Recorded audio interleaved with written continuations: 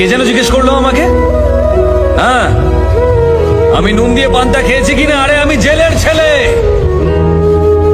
আমার নিঃশ্বাসে প্রশ্বাসে নুন রয়েছে। স্যার, 1 কেজি টমেটোর দাম কত জানেন? বলুন তো, লবণ কত করে কিলো? নুন দিয়ে পান্তা ভাত খেয়েছেন?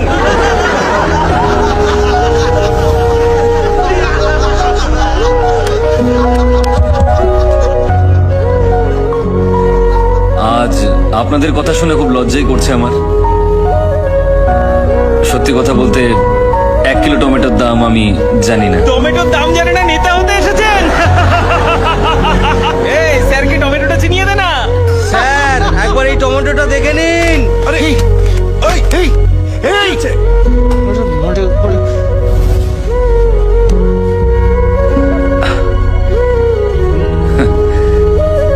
কিন্তু আমি আপনাদেরকে এই টমেটো নিয়ে একটা ক্রাইম স্টোরি শোনাতে পারি। বিশ্বের মাত্র 7টা দেশে টমেটো চাষ হলেও সব দেশেই টমেটো সস খাওয়া হয়। আমাদের দেশে চাষ করা টমেটোর ডিমান্ড সারা বিশ্ব জুড়ে রয়েছে। কিন্তু আরো একটা রহস্য আছে, যারা এখানে টমেটো চাষ করেন তারা খুব তাড়াতাড়ি মারা যান। কেন মারা যান? কারণ এখানে টমেটো যে পরিমাণে চাষ হয় আর তার যা দাম পাওয়া যায়, তার মধ্যে আকাশ পাতাল তফাৎ অন্যান্য দেশের তুলনায়। ধরুন এখানে এই টমেটো বিক্রি করে আর এই টমেটো বিক্রি করে একই দামে। প্রচুর চাহিদা থাকলেও আমি টমেটো কিনছি শুধু ওর কাছ থেকে, আর বাকি লোকজনদেরকে আমি বলছি যে ওর কাছ থেকে টমেটো কিনবেন না। আর টমেটো কতদিন ভালো থাকে? মাত্র 2 দিন। আমি কিন্তু জানি না কার টমেটো আগে নষ্ট হবে, কিন্তু দুজন বিক্রেতাই সবসময় ভয়ে থাকবে। তখন আমি সেই সস কোম্পানিকে সমস্ত টমেটো বিক্রি করে দেব প্রচুর পরিমাণ লাভ রেখে, যেটা আমি কম দামে কিনেছিলাম। আমি শুধু এর কাছ থেকেই কম দামে কিনে নিলাম, আর অন্য টমেটো বিক্রেতার সমস্ত টমেটো নষ্ট হয়ে গেল। পৃথিবীর সমস্ত দেশে লোকজন টমেটো সস দিয়ে খাবার আনন্দ করে খান, কিন্তু আমার দেশের টমেটো বিক্রেতা না খেতে পেয়ে মারা যান।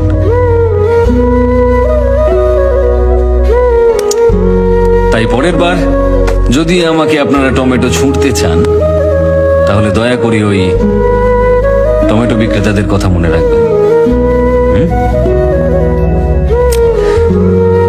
কি হলো? আপনারা সবাই চুপ কেন? কারোর কিছু বলার থাকলে বলতে পারেন। স্যার, আমার একটা প্রশ্ন আছে। হ্যাঁ, বলুন না। আমরা কেউ এখানে ভোট দেওয়ার সময় যাই না, জানি যে ওটা জালি ভোট হয়ে যাবে, কিন্তু আপনি একটা ভোটের জন্য এত কিছু কেন করছেন? আপনি তো 49P সম্পর্কে সবকিছুই জানেন। ভোটের রেজাল্ট বন্ধ করে দিলেন, কোম্পানি থেকে পদত্যাগও করলেন। এসব কি স্যার? আপনারা আসল কারণটা জানতে চান? রামেশ্বরমে আমার বাড়ি।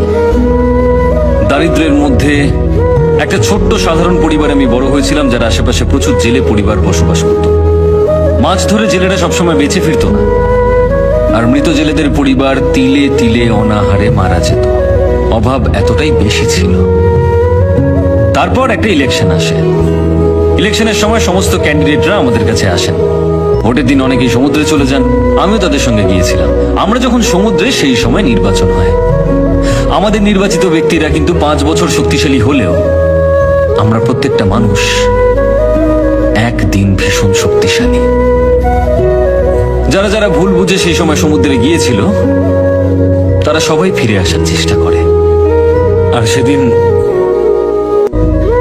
নির্বাচনকে কেন্দ্র করে আমাদের এলাকায় একটা দাঙ্গা তৈরি হয়। আর সেই দাঙ্গায়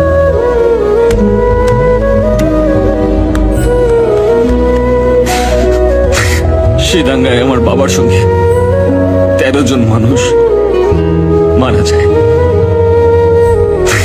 আর যারা মারা যায়নি তাদের সকলকে আহত করার চেষ্টা করা হয়েছিল, যাতে তারা উঠে দাঁড়াতে না পারে। আমার বাবা দাঙ্গার বিরুদ্ধে লড়েছিল, কিন্তু কেউ আমার বাবাকে বাঁচাতে আসেনি। একটা মানুষ মারা যাওয়ার পর তার সমস্ত অন্ত্যেষ্টিক্রিয়া করার জন্য 2000 টাকা খরচ হয়, আর জেলেদের 2 বছর লাগে ওই 2000 টাকা কামাতে। সুতরাং মৃতের শরীর নিয়ে এসো, আর সেটাকে সমুদ্রে ছুঁড়ে ফেলে দাও। আমার বাবাকেও আমি মারা যাওয়ার পর সমুদ্রে ছুঁড়ে ফেলেছি। শুনেছি সমুদ্রে মৃতের অস্থি বিসর্জন করা হয়, কিন্তু আমি আমার বাবাকে করেছি। যে নির্বাচনে জিতেছিল সে কিন্তু কিচ্ছু করেনি। জেলেদেরকে বাঁচানোর জন্য আমার মা সংগঠন তৈরি করেন, জেলের বাচ্চাদেরকে পড়ানোর জন্য স্কুল তৈরি করেন, সবকিছু তৈরি করেন। অনেক বাচ্চাদেরকে শিক্ষিত করেছেন আমার মা, অনেককে। সেদিন দেশের সমস্ত নিউজ চ্যানেল থেকে ইন্টারভিউ নিতে এসেছিল আমার। আমি যে দেশেই থাকি না কেন, যেভাবেই থাকি না কেন, আমি ফিরে আসি নির্বাচনের দিন।